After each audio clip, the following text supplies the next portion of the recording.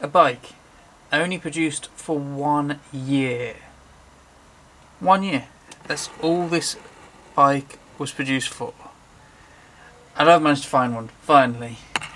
Finally, I have managed to find and buy an MS Racing mountain bike.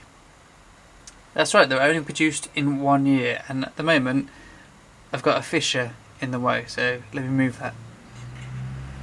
Now, I'm not going to go into the entire history of this bike brand, MS Racing. It was named after Malcolm Smith, who was a motorcyclist and ended up doing a motorbike apparel company and then tried to get into mountain biking. If you do want to know the whole story, I'll link the Retro Bike article in the description, so you can go there and read all about it and how MS Racing only lasted for 1 year before morphing, in a sense, into Alpine Stars USA. Now, I first actually came across this brand last year, maybe. It could have been the beginning of this year, when I saw a MS Racing XT. It was for sale on the Facebook Marketplace through some of the groups. Crazy amount it went for, or it was trying to go for, but yeah, I didn't end up with it, but I've ended up with, I believe, possibly the better version, the CR1.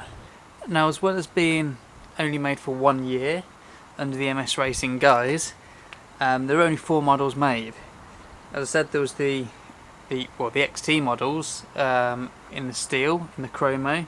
There were the Comp XT and the Pro Comp XT, but there were also the aluminium versions, the CR1, which this one is, which has aluminium down, top and seat tubes, and then chromo stays and chromo forks, and then there's the full aluminium version.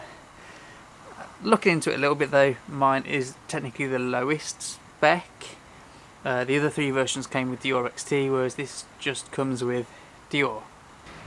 And sort of speaking of original kit, I do have all the original gear on here.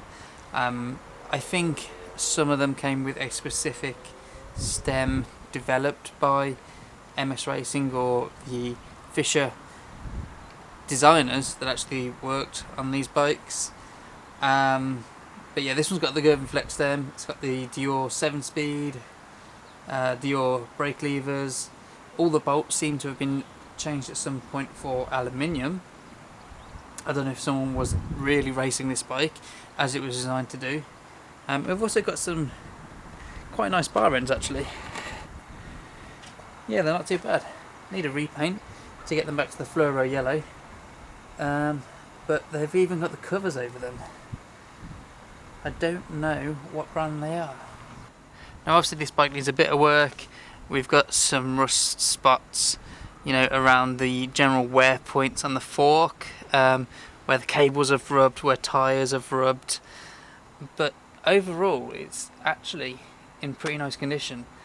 I probably am going to try and clean it up and get the paint back to a nice finish. Yeah, I'm going to have to get the decals remade, but the kit is all there ready for me. That is apart from the rear mech. This has a later 93, 94 LX derailleur on there, so I'll try and find the original Dior. I might actually have one spare, I'll check, and fit that on, and it would be pretty much back to the original spec. So yeah, I thought this was an interesting bike to pick up, one to add to the collection, especially with it being an MS Racing, you know, MonkeyShred Racing. And yeah, I do really like the fact that I found an aluminium version. It has obviously the steel lugs here, or steel stays, chromo stays, top and bottom of course. I'm glad to have it in my collection, and I'm looking forward to doing it up.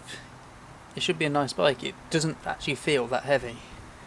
So a rare find, and one that's pretty much original and in not too bad a condition. I'm very happy with it. If you want to see more about it, then I'm going to do a live stream after, because this was just a tiny intro video and I don't really have a build video to do today.